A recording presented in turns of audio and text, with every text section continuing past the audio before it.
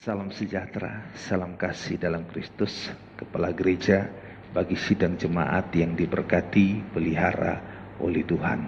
Atas cinta kasih, pertolongan dan campur tangan daripada Tuhan, maka kesempatan ini saya akan menyampaikan kebenaran firman Tuhan terkait kitab Puji Tuhan. Namun sebelumnya biarlah segala puji, hormat, syukur dan terima kasih kita peruntukkan, persembahkan hanya bagi Dia, Kristus kepala kita, sebab hanya Dialah yang layak menerima segala yang terbaik dari kehidupan kita. Puji Tuhan.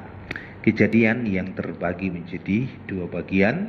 Pada bagian pertama itulah pasal 1 sampai pasal 11 dari penciptaan sampai Menara Babel.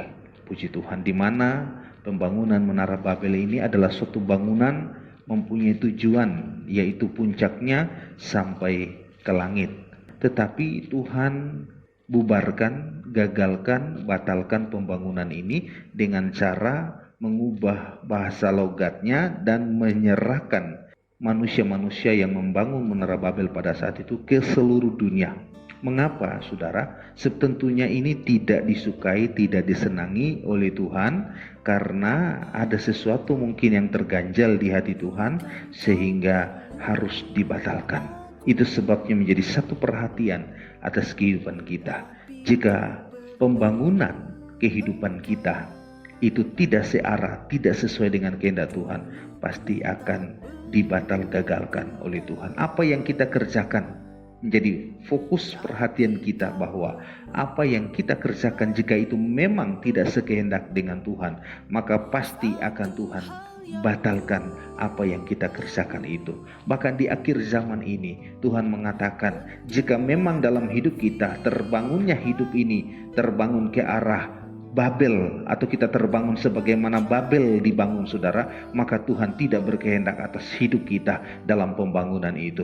Itu sebabnya, saudara, di dalam kitab Wahyu, coba saya mengajak kita bersama membaca di dalam Wahyu pasal 17 ataupun 18. Di sana Tuhan sangat-sangat memberi kita suatu warning, bahkan suatu dorongan, suatu saran bagi kita agar kita meninggalkan kehidupan Babel. Mengapa demikian? Wahyu 18, coba kita mulai membaca dari ayat 4 dan ayat 5 dulu, perhatikan.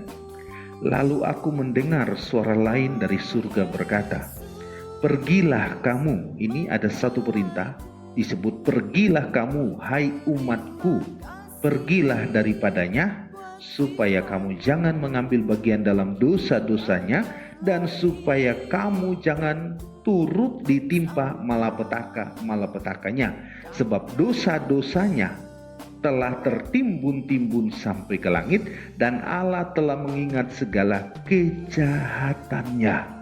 Dosa, kalau dulu itu menara yang sedang dibangun puncaknya sampai ke langit, maka di akhir zaman ini dosa dan kejahatan yang dibangun sampai ke langit, saudara.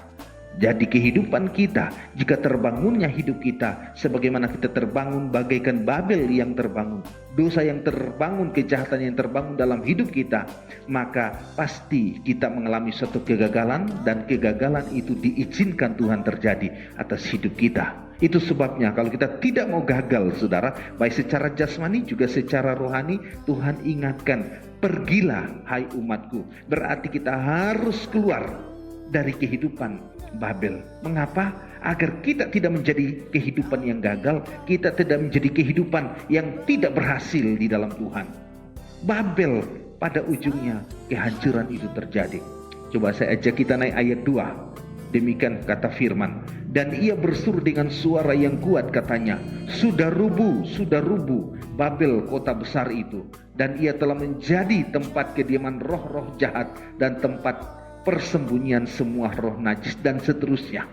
Berarti pada ujungnya kehancuran itu terjadi, bukan keberhasilan tapi kehancuran jika kita terbangun sebagaimana Babel. Itu sebab Tuhan tidak mau kita gagal, Tuhan tidak mau kita hancur. Perintah Tuhan, pergilah, berarti Tuhan mau kita keluar dari cara hidup yang tidak berkenan di hadapan Tuhan sebagaimana pembangunan Menara Babel. Tuhan tidak mau kita ditimpa oleh murka dan kebinasaan. Tapi Tuhan ingin kita diselamatkan dengan cara kita keluar dari Babel. Satu ayat saya mengajak kita saudara untuk membaca dalam 1 Tesalonika pasal yang kelima.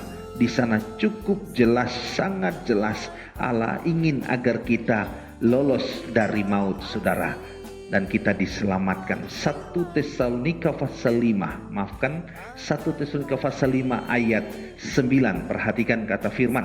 Karena Allah tidak menetapkan kita untuk ditimpa murka. Sekali lagi, karena Allah tidak menetapkan kita untuk ditimpa murka, tetapi untuk beroleh keselamatan oleh Yesus Kristus Tuhan kita. Kita harus diselamatkan dengan cara keluar dari kehidupan yang tidak berkenan di hadapan Tuhan.